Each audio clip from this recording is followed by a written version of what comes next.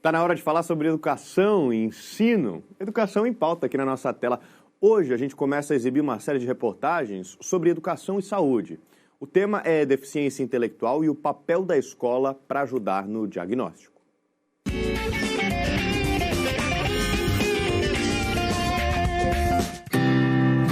Na vida, a amizade tem milhões de definições. Mas para Emanuele, é assim que ela enxerga esse sentimento.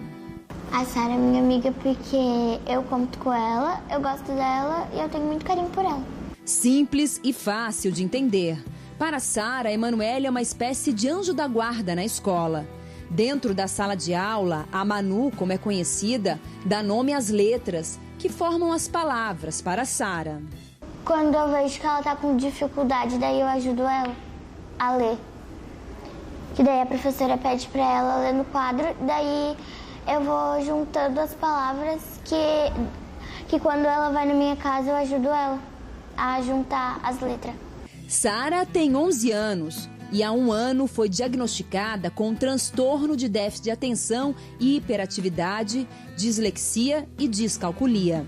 As mudanças de comportamento foram observadas durante a pandemia. Era as aulas online, né?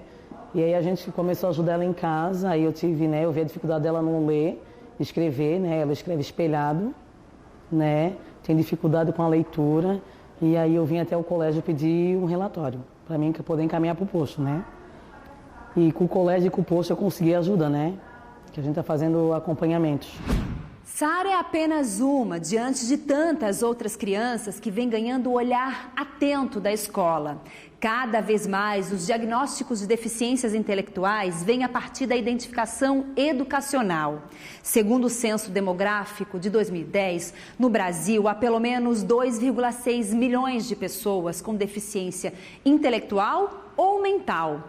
Com relação aos casos de atraso global de desenvolvimento, ainda não há números específicos, mas a estimativa mostra que 1 a 3% das crianças diagnosticadas têm menos de 5 anos de idade.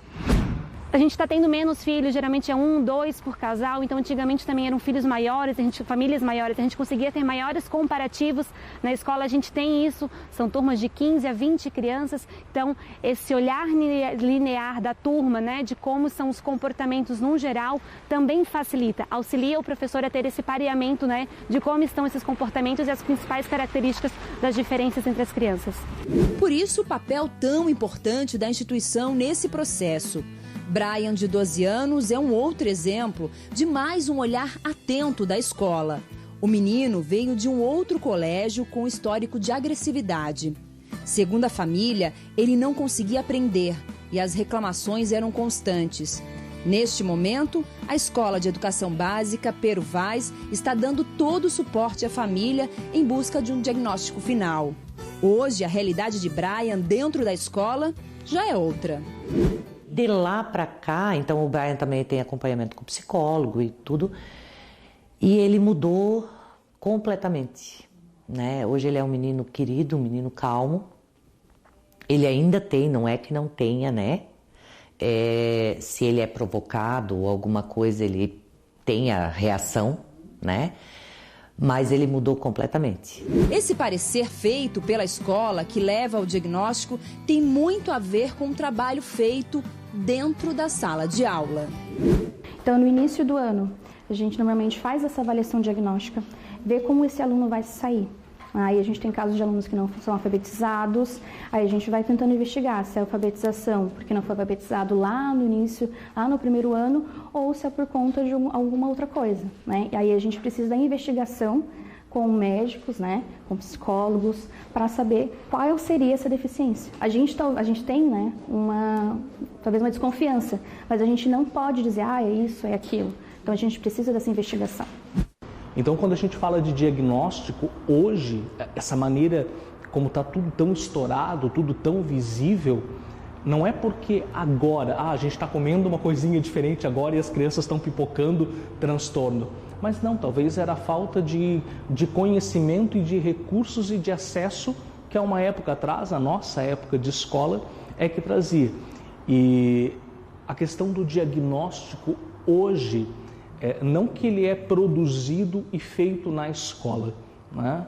Na escola a gente vai contar com um bom professor que está ali na frente, dando aula, um professor que ele está atento àquelas 30 cabecinhas que ele tem dentro da sala de aula, e se eu for falar do nosso nível de estado, talvez ele vai ter até muito mais alunos do que 30 alunos dentro de uma sala de aula, mas ele é um professor tão bom que ele conseguiu entender que tem alguma coisa diferente naquela criança.